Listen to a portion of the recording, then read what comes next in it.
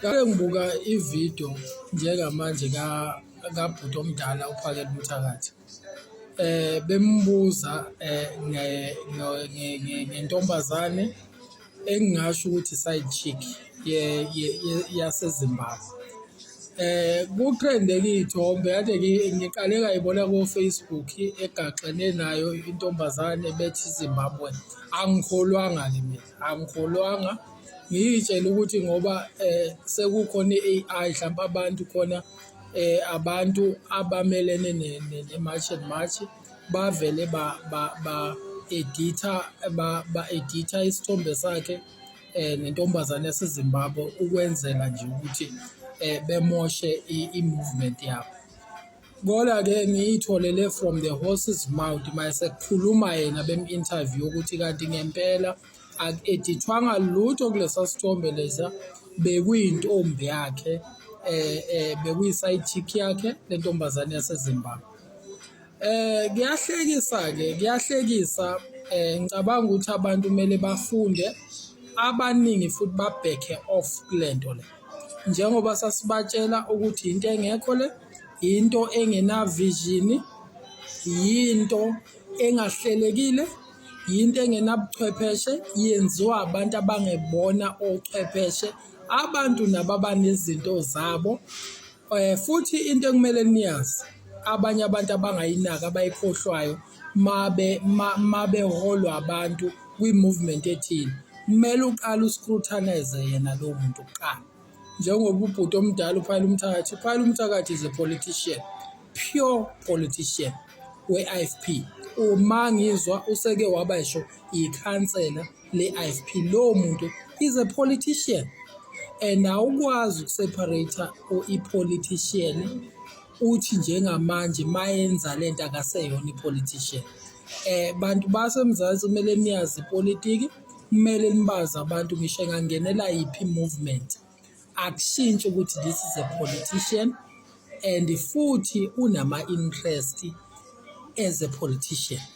Noma ungathi yenzani ini, uthe kuleyo movement kodwa inhliziyo yakhe isemzabalazweni wakhe, ikwi-mission yakhe as a politician.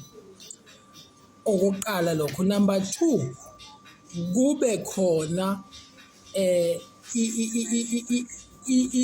inzuzo umuntu asuke eyithola as a person, as a man, as a woman, inzuzo financial. That is why ubonile bethengelwa iy'moto ama-double cab, iy'moto ongathi uma ungathi uyilanda esitolo, it's more than 800,000 upwards. Imoto ongeke uyithole ndawo wena olandela lama-mashi. Imoto ngisho ongayithatha ngesikweletu ungabe uyikhokhela o-13,000 ngesikweletu. Kodwa bona bephiwa engeke ikhokhele, enikwa nje okwakho ukuthela upetrol ahambe. Ngike nganibuza umbuzo ngathi mina, ucabanga ukuthi laba bantu uPhakela Mthakathi ungizwe uJesithi, ucabanga ukuthi umuntu ophilayo kule economy edula kanje, ekudula ukudla, ekudula upetrol, ekudula yonke into, ekudula iy'dingo zey'ngane zakho, ekudula yonke into oyidingayo mawuvuka uphinde uyolala. Ucabanga kule economy le khona abantu abangayibophezela ekutheni bavuke ekuseni bengabi nay'nhlelo zabo, bengabi nay'nhlelo zemndeni wabo, bedele abayeni babo, bedele abakhosikazi babo, bedele iy'ngane zabo, beye emgwaqeni, bebe neschedule somgwaqo imihla ngemihla, bengayinaki emizi yabo. Ucabanga kukhona abantu abangenza leyo bengatholi lutho? Kumele wazi umuntu uma yenza leyo nto, labo bantu most of the time kusuke kuwukuthi bakhokhelwe. Le nto le wena expressayo usuku nesuku ukuthi uzophila ngani, uzokwenza njani ngey'ngane zakho, lo muntu umbona kanendaba nje yonke leyo nto i-covered, imali ifakiwe ebhenke, kunemali enikwa amakhosikazi akhe, kunemali enikwa iy'ngane zakhe, ehlinzelwa iy'ngane zakhe, kunemali yokufakwa upetrol ey'motweni abahamba ngazo, kunemali yokubhukha amahhotela la bazolala khona. Ma beye eGoli, beye eThekwini, beye kuphi, bekutshela proudly ukuthi singaya noma yikuphi, singaya kuphi sibizeni beye ngempela. Ucahamba ngani kuyizindleko kangaka ukwenza i-movement. Sho ngathi manje suka la ukhona uye eGoli noma uye eCape Town iy'ndleko, ukuthi uzodlani iy'ndleko, ukuthi uzolalaphi iy'ndleko, yonke into. Kodwa khona abantu okubalula i-movement. Kuyavela leyo mali iqhamukaphi, ngoba leyo mali kunabantu behind abafinance lento. Kunabantu abafinance uJensita, kunabantu abafinance oNgizwe, kunabantu abafinance uPhayile Umthakathi. UZongizwe discredit umuntu noma campaign umuntu, they go very strong, benze sure ukuthi lo muntu bambeka phansi. uMalema ngoba uMalema powerful in his own stand, bahluleka ukumbeka phansi. Kodwa ubonaka le movement eMarch and March ibeqhakambisa phambili ukugxeka uMalema nokudiscredita i-EFF. Ngisho uPhayile Umthakathi besho njalo, amazwi akhe ekhuluma uMalema, benzela ukuthi bethene off inhliziyo zabantu kuMalema, in particular amaZulu, ngoba amaZulu bayitshela ukuthi bane-control kuwona amaZulu. Basebenzisa a cultural linkage ukucontrola amaZulu, bewacontrole ngisho political. Bamdiscreditile uMalema, kodwa mawuthi nabanye abantu abake bebadiscredit. Engisholo ukuthi vele bekuyi-movement efinansiwe. I-movement efinansiwe kwasetshenziswa i-point abacabanga ukuthi uma belikhuluma lelama-foreigner vele abalula ukuthi ngendlala abanayo nangokuxakeka abanayo beyibhaye leyo nto, beyibhilive leyo nto, bebone ngathi laba bantu balwela iy'nkinga zabo uma belwa nama-foreigner. Kodwa bona bekhokhelwe le mission le esingazi-ke, esiyibuza ukuthi le ukulwisana nama-foreign kulahlwa muphi umkhondo, kube kwi-focus kuma-foreign, or else batry ukwenzani. Esingazi ukuthi batry ukwenzani labo kuyibona ababathumile. So it's a very very very disturbing thing. Kodwa bayenzile esengihleka-ke njengamanje mase kuvela into uqala ukuphambili kwi-movement ekanje, sekumele uyochazela ngisho amakhosikazi akho manje izinto eseyivelayo through social media ukuthi kahle kahle vele wona ubuthandana nentombazane yeZimbabwe.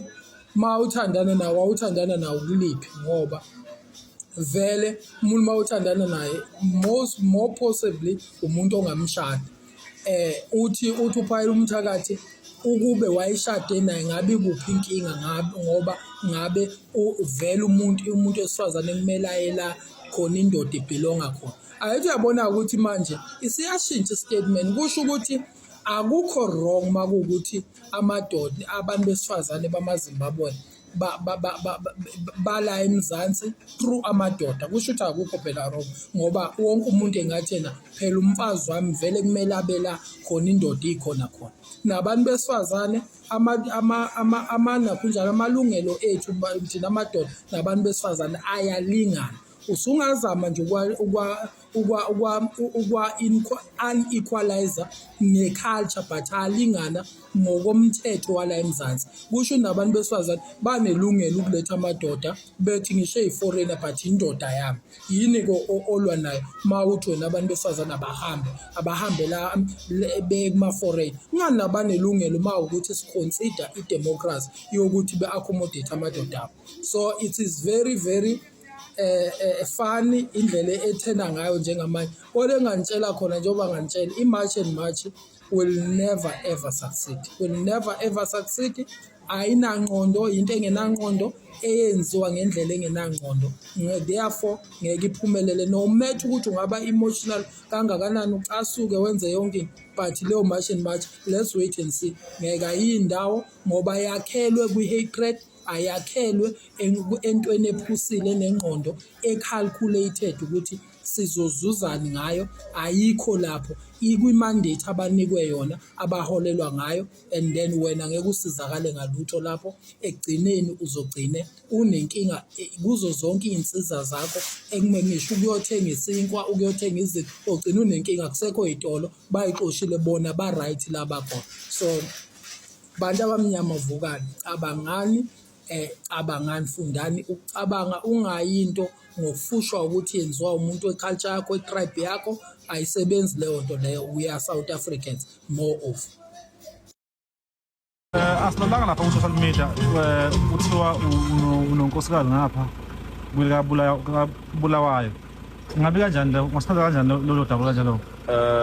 Okay, okokuqala nje sicela ukubonga abantu base South Africa ngesupport. Ngicela ukunibonga nonke abantu base South Africa ngesupport. Kuhlale kukhona ukuthi uma usebenza wenza into ephilayo, kuhlale kukhona labo abangabathakathi abathandazela ukuthi kungathi ngonakala lokho okwenzayo. Kwesinye isikhathi kuze kwenziwe ngisho yibo labo osukusebenza nabo hamba nabo. Kube yibo abanomona. Kwesinye isikhathi phela abanisebenza amandla walingana.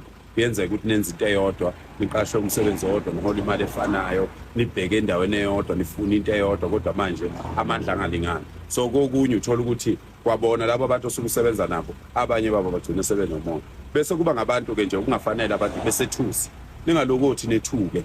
Abantu base South Africa bahlukene phakathi ngalento yabantu bokufika. Khona bayesekayo ngisho abaholi siyababona, abanye benza njalo, abanye bacashile, ngisho amakhosi ayithulele njalo nje.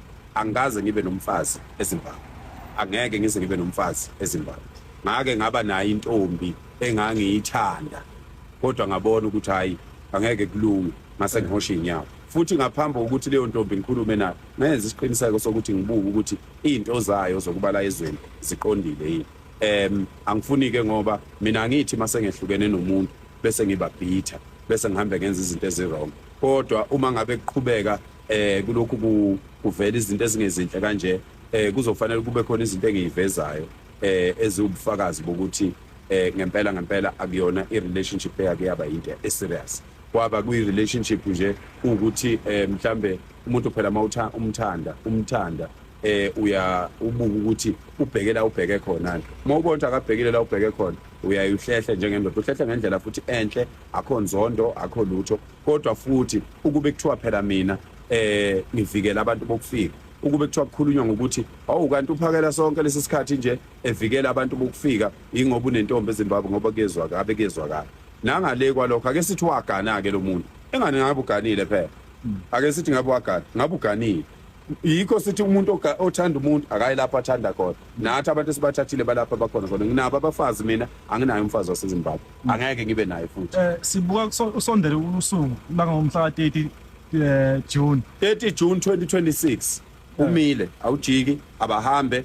Ziningi izinto ezizokwenzeka ngomhla ka 30 June, kodwa bengicela ukuthi abantu Hello Mzansi, welcome to Mgosi waseMzansi. People are making fun of Uphakela Mthakathi ngemva kokuthi kusabalale ama-pictures akhe ne-video yakhe la bonakala khona athanzana nasisi waseZimbabwe kukhozi babo Lavidavi. Bantu abaningi bayamdrega bathi hayibo angacala phambili yena athi uxosha abantu bokufika eSouth Africa beyena abhizi nasisi wasezimo. Ukhulumelo waphendulela Uphakela Mthakathi ukuthi le nto yakudala futhi akasuye umfati wakhe lo sisi, bekusingani njena, it was not serious. Uthi bahlukana kudzala nokuhlukana because wabona ukuthi ngeke yena azathathe umuntu wokufika kuleli. So uyasho ukuthi bahlukana nasisi, akanayo umfati waseZimbabwe, bonke abafati bakhe they are South Africans, kani futhi ngeke azavukile athanzane nemuntu waseZimbabwe or athethe umfati eZimbabwe. But bantu bathi hayibo umenemene Phakela because akwasuyithi vu kokuthi wena uke wathanzana neleZimbabwe. Do comment your thoughts down on the comment section. Don't forget to hit the notification bell. I'll see you in the next one. I'm signing out. So goodbye.